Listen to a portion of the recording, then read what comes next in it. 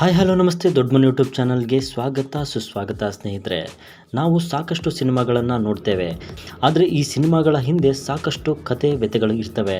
ಆ ಕತೆಗಳು ಹೇಗೆ ಅಂತ ಹೇಳಿದ್ರೆ, ಒಂದು ಸಿನಿಮಾವನ್ನು ಮಾಡೋದಕ್ಕೆ ವರ್ಷಾನುಗಟ್ಟಲೆ ತಗೊಳ್ತಾರೆ. ನಾವು ಥಿಯೇಟರಲ್ಲಿ ನೋಡೋದು 2.5 ತಾಸಿಂದ 3 ಗಂಟೆಗಳು ಮಾತ್ರ. ಈ 2.5-3 ತಾಸಿಗೆ ಇಷ್ಟೆಲ್ಲ ಕಷ್ಟಪಡಬೇಕಾ ಅಂತ ನಮಗನ್ಸುತ್ತೆ. ಹೌದು ಸ್ನೇಹಿತರೆ, ಸಾಕಷ್ಟು ಕಷ್ಟ ಬಿದ್ದು ಸಿನಿಮಾಗಳನ್ನು ಮಾಡ್ತಾರೆ. ಆದರೆ 2.5-3 ನಿಮಿಷದಲ್ಲಿ ರಿವ್ಯೂ ಮಾಡಿ ಮೂವಿಗಳ ಬಗ್ಗೆ ಡಿಸೈಡ್ ಮಾಡುವಂಥ ರಿವ್ಯೂವರ್ಗಳು ಕೂಡ ನಮ್ಮಲ್ಲಿ ಭಾಳಷ್ಟು ಜನ ಇದ್ದಾರೆ. ಅವರಿಗೆಲ್ಲಿ ಗೊತ್ತಾಗುತ್ತೆ ಬಿಡಿ ವರ್ಷಾನುಗಟ್ಟಲೆ ಸಿನಿಮಾ ಮಾಡಿರೋರ ಕತೆ. ಅದನ್ನು ಮತ್ತೊಮ್ಮೆ ಮಾತಾಡೋಣ. ಈಗ ಸೆಂಟ್ರಲ್ ಬೋರ್ಡ್ ಆಫ್ ಸರ್ಟಿಫಿಕೇಟ್ ಬಗ್ಗೆ ಮಾತಾಡೋಣ. ಸ್ನೇಹಿತರೆ, ಒಂದು ಸಿನಿಮಾ ಶೂಟಿಂಗ್ ಆಗಿ, ಎಡಿಟಿಂಗ್ ಆಗಿ, ಎಲ್ಲದೂ ಆಗಿ ರಿಲೀಸ್ಗೆ ಬಂದು ನಿಂತ ಮೇಲೆ ರಿಲೀಸ್ ಆಗಬೇಕು ಅಂದರೆ ಒಂದು ಸರ್ಟಿಫಿಕೇಟ್ ಬೇಕಾಗುತ್ತೆ. ಆ ಸರ್ಟಿಫಿಕೇಟ್ ಏನು ಅಂದರೆ ಸೆನ್ಸಾರ್ ಸರ್ಟಿಫಿಕೇಟ್. ಸೆನ್ಸಾರ್ ಬೋರ್ಡಿಂದ ಒಂದು ತೆಗೆದುಕೊಳ್ಳುವಂತಹ ಸರ್ಟಿಫಿಕೇಟ್. ಸ್ನೇಹಿತರೆ, ಇದು ರೂಢಿಯಲ್ಲಿರುವಂತಹದ್ದು ಸೆನ್ಸಾರ್ ಸರ್ಟಿಫಿಕೇಟ್ ಅಂತ. ಆದರೆ ಅದನ್ನು ಕೊಡುವವರು ಯಾರು ಅಂತ ಹೇಳಿದ್ರೆ central board of film certificate ಅವರು ಕೊಡಬೇಕು. CBFC ಸರ್ಟಿಫಿಕೇಟ್ ಅಂತ ಕರಿತೀವಿ. ಇದು ministry of information and broadcast ಅಂಡರಲ್ಲಿ ಬರುತ್ತೆ ಸ್ನೇಹಿತರೆ. ಸಿನಿಮ್ಯಾಟೋಗ್ರಫಿ ಆ್ಯಕ್ಟ್ 1952 ಆ್ಯಂಡ್ ರೂಲ್ಸ್ 1983 ಇದರಲ್ಲಿ ಈ ರೂಲ್ಸಲ್ಲಿ ಈ ಸರ್ಟಿಫಿಕೇಟನ್ನು ಪಡಿಬೇಕಾಗುತ್ತೆ. ಸ್ನೇಹಿತರೆ, ಇದರ ಸದ್ಯದ ಚೇರ್ಮನ್ ಆಗಿರುವವರು ಪ್ರಸೂನ್ ಜೋಶಿ ಅವರು. ಇವರು ಲಿರಿಸಿಸ್ಟ್ ಮತ್ತು ರೈಟರ್. ಇವರು ಸಾಕಷ್ಟು ಮೂವಿಗಳಲ್ಲಿ ಕೆಲಸಗಳನ್ನು ಮಾಡಿದ್ದಾರೆ. ಭಾಗ್ ಮಿಲ್ಕಾ ಭಾಗ್, ತಾರೆ ಜಮೀನ್ ಪರ್, ಕೋಕೋ ಕೋಲಾ ಕ್ಯಾಂಪೇನಲ್ಲಿ ಕೂಡ ಇವರು ಕೆಲಸ ಮಾಡಿ ಸಾಕಷ್ಟು ಹೆಸರನ್ನು ಪಡೆದಿದ್ದಾರೆ. ಹಾಗೆ ಇವರು ಪದ್ಮಶ್ರೀ ಪ್ರಶಸ್ತಿಯನ್ನು ಪಡೆದು ಕೂಡ ಹೆಗ್ಗಳಿಕೆಗೆ ಪಾತ್ರವಾಗಿದ್ದಾರೆ. CBFC ಹೆಡ್ ಕ್ವಾರ್ಟರ್ ಎಲ್ಲಿದೆ ಅಂತ ಹೇಳಿದರೆ ಮುಂಬೈಯಲ್ಲಿದೆ. ಹಾಗೆ ಇದರ 9 ರೀಜನಲ್ ಆಫೀಸ್ಗಳು ಕೂಡ ಇದೆ.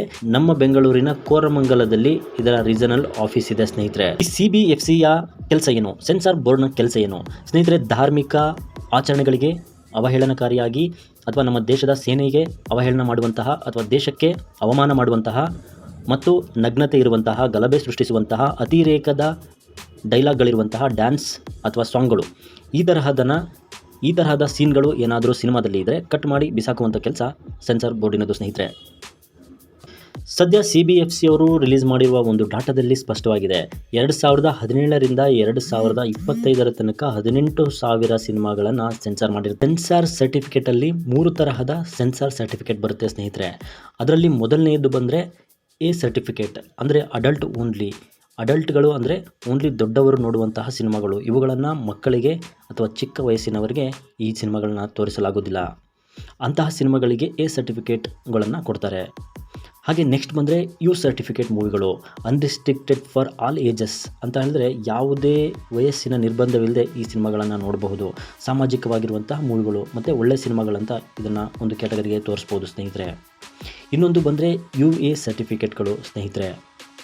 Parental guidance or general audience and parental ಗೈಡೆನ್ಸಿಂದ ಈ ಸಿನಿಮಾಗಳನ್ನು ತೋರಿಸಬಹುದು ಅಷ್ಟೇ ಸ್ನೇಹಿತರೆ.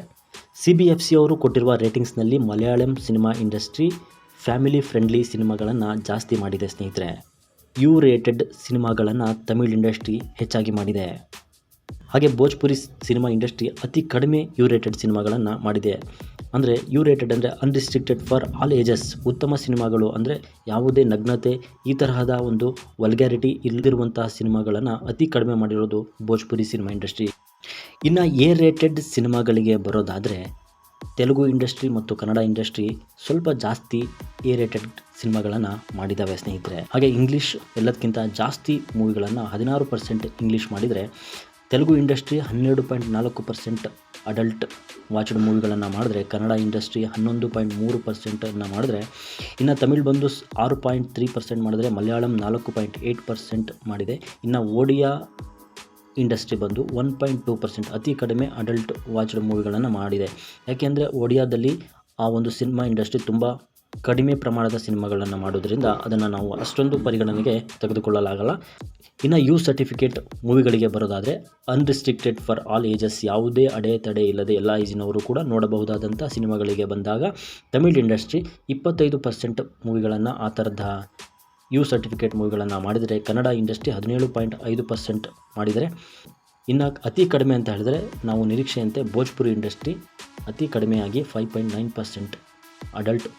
ಇನ್ನು UA ಸರ್ಟಿಫಿಕೇಟ್ಗೆ ಬರೋದಾದರೆ ಜನರಲ್ ಆಡಿಯನ್ಸ್ ನೋಡುವಂತಹ ಸಿನಿಮಾಗಳಿಗೆ ಬರೋದಾದರೆ ಅಥವಾ ಪೇರೆಂಟಲ್ ಗೈಡೆನ್ಸಲ್ಲಿ ನೋಡುವಂತಹ ಸಿನಿಮಾಗಳಿಗೆ ಬರೋದಾದರೆ ಹಿಂದಿ ಸಿನಿಮಾಗಳು ಅತಿ ಹೆಚ್ಚಿದೆ 78% ಇದ್ದರೆ ಕನ್ನಡ ಸಿನಿಮಾ 71% ಇದೆ. ಹಾಗೆ ತಮಿಳ್ ಇಂಡಸ್ಟ್ರಿ 67% ಇದೆ, ತೆಲುಗು 71% ಇದೆ, ಭೋಜ್ಪುರಿ ಹಾಗೆ ಎಕ್ಸ್ಪೆಕ್ಟೆಡ್ ಅಂತೆ 35.1% ಇದೆ. UA ಸರ್ಟಿಫಿಕೇಟನ್ನು ಅತಿ ಹೆಚ್ಚು ಹೊಂದಿರುವಂಥದ್ದು UA ಸರ್ಟಿಫಿಕೇಟ್. ಇಡೀ ಫಿಲಮ್ ಇಂಡಸ್ಟ್ರಿಯಲ್ಲಿ ಸೆನ್ಸಾರ್ ಬೋರ್ಡಲ್ಲಿ ಅತಿ ಹೆಚ್ಚು ಬರ್ತಾ ಇರ್ತಕ್ಕಂಥದ್ದು UA ಸರ್ಟಿಫಿಕೇಟ್ಗಳು. ಇನ್ನು central board of film certificate ಅವರು ಎಷ್ಟು ಗಂಟೆಗಳಷ್ಟು ಸೆನ್ಸಾರ್ ಮಾಡಿದ್ದಾರೆ ಅನ್ನೋದನ್ನು ನೋಡೋದಾದರೆ 720 ಗಂಟೆಗಳಷ್ಟು ಸೆನ್ಸಾರನ್ನು ಮಾಡಿದ್ದಾರೆ. ಅದರಲ್ಲಿ 548 ಗಂಟೆಗಳಷ್ಟು ಡಿಲೇಟ್ ಮಾಡಿ ಹಾಕಿದರೆ ಅದನ್ನು ಮತ್ತೆ ಜೋಡಿಸುವಂತಿಲ್ಲ. ಅದು 548 ಗಂಟೆಗಳು ಯಾವತ್ತೂ ಕೂಡ ನಮಗೆ ನೋಡೋದಕ್ಕೆ ಸಿಗಲ್ಲ. ಹಾಗೆ 34 ಗಂಟೆಗಳಷ್ಟು ರೀಪ್ಲೇಸ್ಮೆಂಟ್ಗೆ ಅವಕಾಶವನ್ನು ಮಾಡಿಕೊಟ್ಟಿದ್ದಾರೆ ಸ್ನೇಹಿತರೆ. ಇನ್ನು 59 ಗಂಟೆಗಳಷ್ಟು ಬೇರೆ ಕಾರಣಗಳಿಂದ ಅದನ್ನು ಕಟ್ ಮಾಡಿದ್ದಾರೆ. ಇನ್ನು 366 ಗಂಟೆಗಳಷ್ಟು ದೃಶ್ಯಗಳನ್ನು ಕಟ್ ಮಾಡಿದ್ದಾರೆ. ಅಥವಾ ಯಾವ ಕಾರಣಗಳಿಂದ ಅಂತ ಹೇಳಿದ್ರೆ ಮೊದಲೇ ಹೇಳಿದಂತೆ ಕೋಮುಗಲಭೆ, ಧಾರ್ಮಿಕ ಅಥವಾ ದೇಶಕ್ಕೆ ಧಕ್ಕೆ ಅಥವಾ ಸಂಗೀತಗಳಾಗಿರ್ಬೋದು, ಈ ಥರದ ಕಾರಣಗಳಿಂದ ಕಟ್ ಮಾಡಿದ್ದಾರೆ. ಇದಾಗಿತ್ತು ಇವತ್ತಿನ ಮಾಹಿತಿ CBFCಯ ಬಗ್ಗೆ. ಮುಂದೆ ಮತ್ತೊಂದು ಇಂಟ್ರೆಸ್ಟಿಂಗ್ ಮಾಹಿತಿಯೊಂದಿಗೆ ಮತ್ತೆ ಬರೋಣ. ವಿಡಿಯೋ ಇಷ್ಟವಾಗಿದ್ದರೆ ಲೈಕ್ ಮಾಡಿ, ಸಬ್ಸ್ಕ್ರೈಬ್ ಮಾಡಿ. ಮತ್ತೆ ಸಿಗೋಣ. ಧನ್ಯವಾದಗಳು.